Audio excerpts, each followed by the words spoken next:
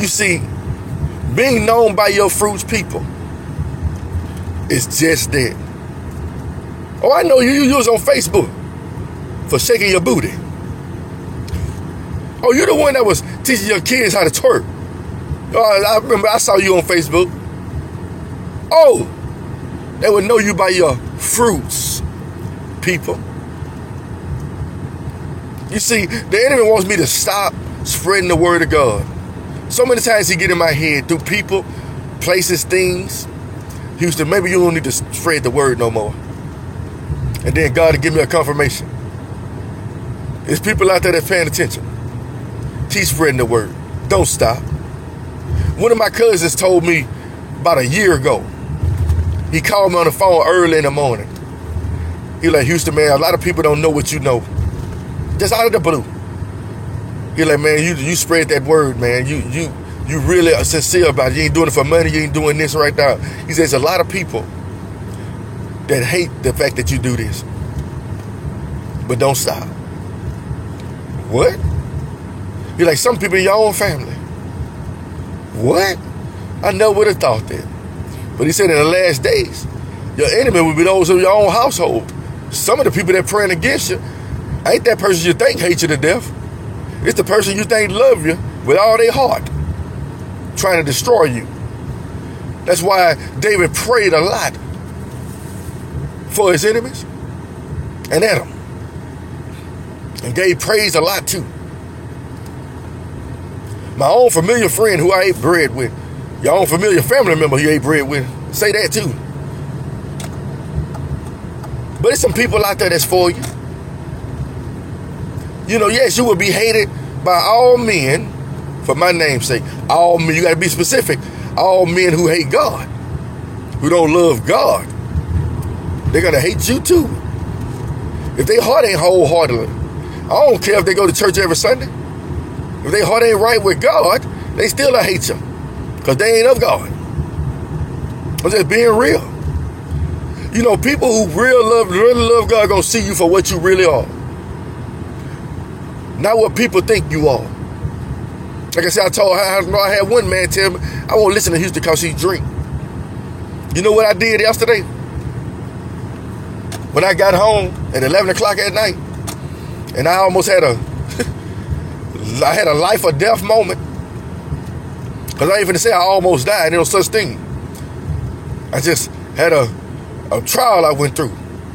You know what I did? I went home, I had some Southern Comfort in the refrigerator. I poured 2 shots in a glass and filled it up with water. And I drunk it down. Yes, I did. Judge me all you want. Judge me all you want. Say what you want to say. I know God delivered me. You understand? I don't care what man says about me. I don't. Yeah, it hurts your feelings. He said, when they were hungered, my prayers were sackcloth. You're going to pray for people who hate you to death, who hate your guts. Well, the Bible said, pray for your enemies. Pray for those that use and abuse you. Pray for those that persecute you. You're going to find yourself praying for a lot of people that hate you. Why? Because it's just in you to pray for people, to love people, even if they hate you. Just know that they hated Jesus first. And Jesus still prayed them. What Jesus said on the cross, forgive them, Father, for they know not what they do. But there's going to come a time when Jesus is going to say, let them be unjust still because they know what they're doing. Oh, you people lean on that one part, forgive them, Father, for they know not what they do. He said in the last day, I give them over to the imagination on their whole heart. So you think that still applies? When he say they know not what they do, when he's going to give them over to their own heart? That applied, that was perfectly for back then. But right now, we getting close. Nobody in this world don't know if they doing wrong or not. You think a homosexual don't know he's homosexual? You think a fornicator don't know he's a fornicator? You think a liar don't know he's a liar? You think a thief don't know he's a thief? You think a murderer don't know he's a murderer? You think an adulterer don't know he's an adulterer? You think a whore don't know she's a whore or he a whore? It is what it is. He said, I would give them over to the imagination of their own heart. I let them do what they want to do. Because I'm a free will God. I used to try to chastise them, Maybe if I take a few out the game that them believe, they'll believe. You see what happened to Israel? No matter how many signs and wonders he showed, people still rebel more and more. Read Kings and Chronicles. Read Judges. See how much the people backslid. Even Gideon himself, after winning all these wars with the Lord, when he changed his name to Zerubbabel, set up a statue, a calf. What? What's wrong with y'all? You see, I learned from what other people did. I don't just like to read the beginning of the story. I like to see the other part too. And he said he did evil in the sight of the Lord by building that little statue after the Lord to deliver him through all these things. Well, for to be like the heathen. You better read between the lines.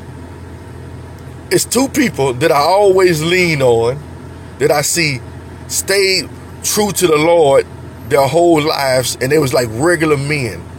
Not really regular men, they were men of God. But David stayed the course. I'm going to use, because they went through a lot of trials and tribulations.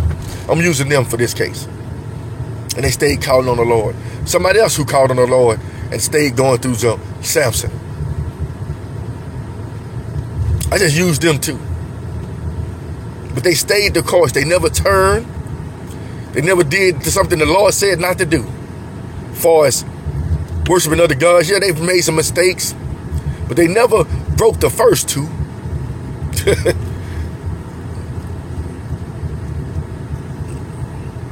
People, keep your eyes on the prize. The prize is the Lord. Do you know that? That's your prize. Your prize is to make it to heaven. You think your prize is $1 million on this earth? What's the use of a man gain the world and lose his soul? You better stop seeking heavenly things and start seeking heavenly things. And then the earthly things might come and they might not. It's up to you. Trials and tribulations are going to come. It's how you take it. David took it, still calling on the Lord.